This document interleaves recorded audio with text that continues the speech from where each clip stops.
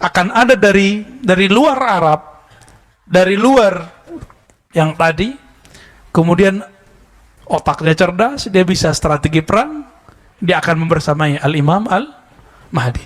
Bukan berarti Nabi itu nggak bisa perang, Pak. Nabi mah gampang. Alam ini kan di tangan beliau, pembukaan syafaatnya.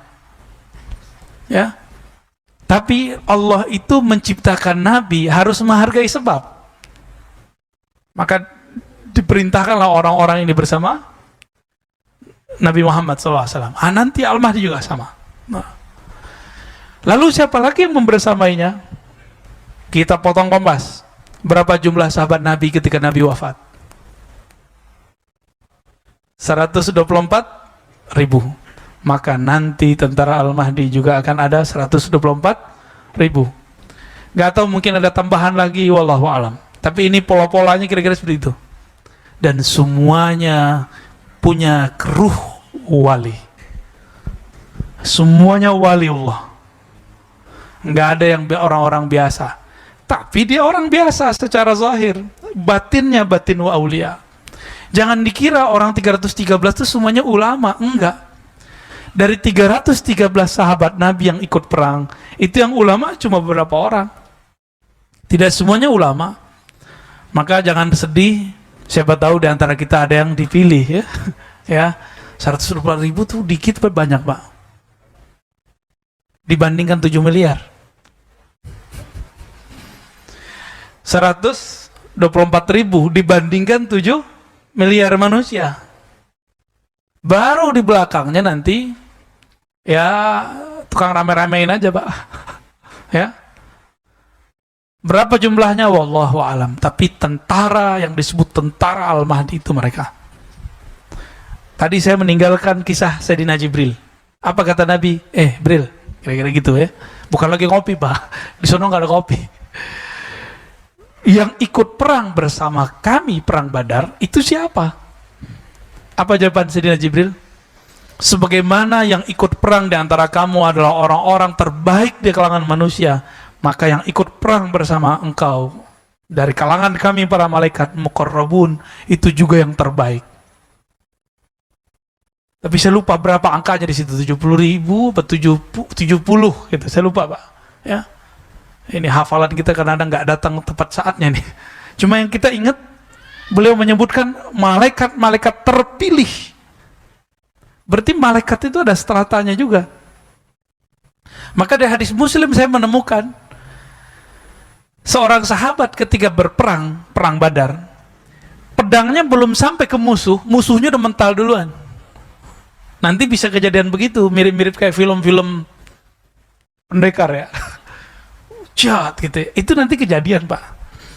Nah, ini secara barisan barikadenya kira-kira ya.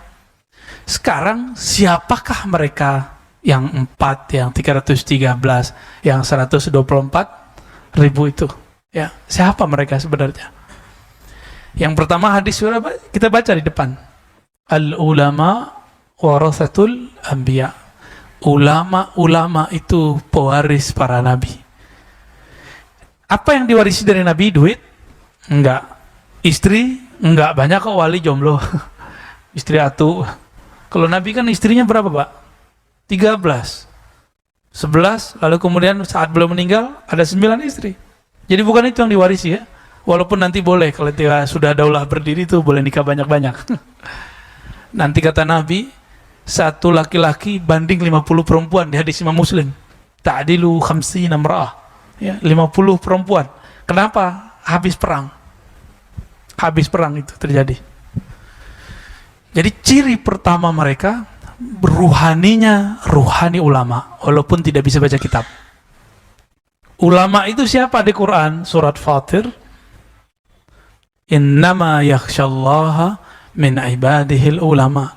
Yang takut kepada Allah cuma hanya ulama. Berarti yang menjadi pewaris Nabi nggak mesti bisa baca kitab. Ya, kebetulan saya nggak baca kitab, Pak. Nggak bawa ya. Jadi yang nggak bisa baca kitab nggak usah sedih, nggak masalah. Tapi ada nggak rasa takut kepada Allah di kolbu? Kalau ada, ada potensi menjadi tentaranya. Ya, kalau ada itu dalam diri saya bisa jadi tentaranya. Kalau umur panjang, kan masa depan itu kita nggak tahu. Ya, la ya'lamul ghaiba illallah. Tidak ada yang tahu alam gaib kecuali Allah Subhanahu wa taala. Kecuali kita dikasih tahu. Ya, itu satu. Yang kedua, siapa mereka? Mereka ini adalah orang-orang yang pribadinya adalah pribadi-pribadi arifina billah. Orang-orang yang mengenal Allah Subhanahu, itu yang level yang ring 1, ring 2 itu, Pak. Itu arif. Apa arti arif? Dia kenal kepada Allah. Sejauh apa dia kenal kepada Allah? Melebihi nama. Dia kenal nama Allah, dia kenal sifat Allah. Bahkan diberi pengenalan mengenai rahasia-rahasia tentang siapakah hakikat Allah itu. Tapi itu di dalam dirinya, nggak boleh dibuka. Ya, arifina billah. Kenapa? Karena di akhir zaman ini ilmu-ilmu begitu dibuka. Di saat dulu belum dibuka, baru ditaruh dalam tempat-tempat tersembunyi. Sebagaimana dikabarkan oleh Sayyidina Abu Hurairah, beliau mengatakan, aku diajarkan Nabi 2 karung. 1 karung boleh disebarkan, 1 karung tidak boleh disebarkan. Yang 1 karung ini akan disebar di akhir zaman ini. Ini zaman ini, Pak. Ya. Yang boleh kita sebar itu kitab hadis. Maka insya Allah next kita buat kajian kitab hadis setiap malam Jumat sekali sebulan insya Allah, ya. Benar, Pak, ya. Kalau sekali seminggu saya nggak kuat, Pak. Sekali sebulan insya Allah malam Jumat habis Isya kita buat kajian di sini. Kajian kitab hadis Sahih Muslim. Nanti kita pilihkan babnya. Jilid pertama dulu. Siap untuk punya kitab, ya? Ya, beli kitab di luar, kita ngaji hadis di sini. Kita buka dulu yang pertama. Semoga yang kedua ikut kebuka. Ya. Karung pertama kita buka, itulah hadis Nabi, itulah Quran. Karung keduanya sebenarnya ada di balik huruf-huruf Quran itu. Ada di balik kalam-kalam Nabi itu. Jadi sebenarnya Abu Hurairah itu lagi main-main sama kita, lagi canda-candaan sama kita. Gue punya 2 karung gitu. 1 disebar, 1 enggak. Mana ada ilmu nggak dibuka, tapi disimpan dalam setiap huruf-huruf Quran itu ada sir-sir Allah Subhanahu wa taala. Kita baca bismillah aja, Pak, kalau tahu maknanya mungkin nggak kuat ngelanjutin sampai ke alhamdulillah. Cuma karena kita tidak tahu rahasia basmalah, ya masih begitu kan. Ketemu virus saja suzon sama orang. Virus yang jahat kok kita suzonnya sama orang kan. Karena ilmu basmalah nggak dapat. Masih ingat Khalid bin Walid. Dia itu kalau mau perang sama orang nggak langsung nyerang. Ditanya dulu, ada racun paling hebat di sini? Kalau ada, ayo kita sayembara. Siapa yang masih hidup, berarti dia menang. Yang dibaca cuma Bismillah, minum dia, Pak. Wah, ilmu saya belum sampai ke sono sih. Cuma keyakinan kita, insya Allah kita harus latih sampai ke sana. Gimana caranya? Setiap mau minum mulailah baca basmalah. Apa arti Bismillah? Minta izin kepada Allah Subhanahu wa ta'ala, ya. Ya Allah, izinkan aku minum, ngambil kesegaran dari makhlukmu. Insya Allah itu kolbunya akan lembut. Jadi jangan-jangan hati kita ini keras karena kita makan minum tidak menyebut nama Allah, ya. Tadi cirinya berapa udah? 2, arifin, ya. Kenal, ini sebenarnya cabang yang pertama. Yang ketiga, dalam hadis Imam Bukhari, Muslim, Abu Daud, Tirmizi sama, tapi lafaznya sedikit berbeda. La tazalu ummati zahirina alal haq.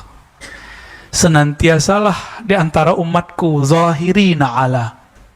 Zahirin itu artinya menzahirkan, tapi kalau ditambahin ala itu artinya tolong menolong.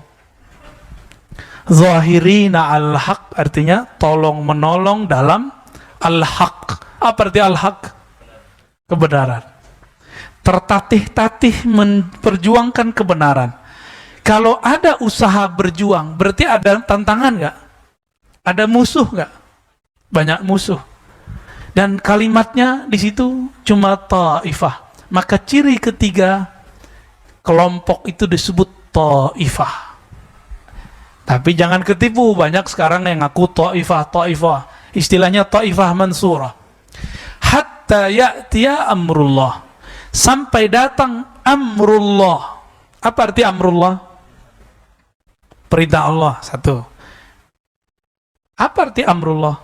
Coba kembali ke Quran. Wa idza sa'alaka ibadi anni, bukan yang itu, yas'alunaka 'anir ruh qulir ruh min amri rabbi. Mereka bertanya kepada engkau mengenai ruh, katakan ar-ruh min amri rabbi. Itu adalah amrullah kalau diterjemahkan. Berarti hatta ya'tiya amrullah, hatta ya'tiya al-ilmu an ruhillah. Itu terjemahan saya, Pak. Ini terjemahan baru, sebelumnya belum ada yang terjemahin begini. Tapi dasarnya pakai Quran. Sampai datang ilmu mengenai ruh. Karena banyak yang salah faham mengenai ayat ini. Dikira wa ma utitum minal ilmi illa qalila. Tiadalah yang engkau diberi ilmu kecuali sedikit. Itu kan kalimatnya tum. Tum itu kepada yang bertanya, yaitu kaum Yahudi dan Nasrani, kaum ahlu kitab. Hai ahlu kitab, kamu tidak diberikan ilmu itu kecuali sedikit. Kalimatnya bukan wa ma utita ya Muhammad, bukan, tapi wa ma utitum dalam kurung ya ahlal kitab. Tidaklah kamu diberikan ahli kitab kecuali sedikit. Berarti Nabi Muhammad diberikan banyak. Karung itulah yang masih disembunyikan sampai hari ini. Ilmu tentang apa? Mengenal ruh. Dan ini agak berbeda dengan mainstream memang. Cuma kan katanya Taifah tidak takut dicaci maki orang, ya. Semoga kita bagian dari mereka. Ilmu itu adalah ilmu mengenai ma'rifatur ruh. Kita sudah cek semua kitab-kitab yang ada, ya, pada kita tentunya, PDF dan segala macam. Saya nggak berani menyebutkan angka kitabnya berapa, terkualat lagi, ya. Takut salah. Tapi sebatas yang kita baca dari kitab-kitab yang bahas ruh, semuanya masih ambigu. Yang mereka bahas ruh itu masih arahnya kolbu, masih dianggap sukma atau jiwa. Bukan. Ruh itu rahasia Allah. Kalau kolbu sudah dieksplor oleh Imam Ghazali, nafs sudah dijelaskan oleh Imam Ghazali, apalagi akal sudah dijelaskan oleh para filosof. Ilmu-ilmu yang ada sekarang kan cabang dari akal semua. Ilmu mengenai yang tarikot yang ada di alam semesta hari ini, itu mentoknya di ilmu kolbu. Maka zikirnya zikir kolbu, riadohnya riadoh kolbu, semuanya di situ. Tapi nggak sampai kepada ma'rifatur ruh. Ternyata ma'rifatur ruh itulah jalan terdekat kepada Allah. Ketika Allah mengatakan inni qarib, sungguh aku dekat. Itu sedekat kita sama nafas kita. Bukan berarti di dalam diri kita ada Allah, bukan. Itu salah, nanti jadi Allah nyatu ke badan, ya, nggak boleh begitu. Tapi dekat sekali, dan dekatnya hanya Dia yang tahu, dan kekasih-kekasihnya, ya. Allah kasih kunci-kuncian. Dekatnya Allah dan Nabi Muhammad itu seperti qaba qausaini au adna, seperti dua busur atau lebih dekat. Itu Nabi Muhammad, Pak.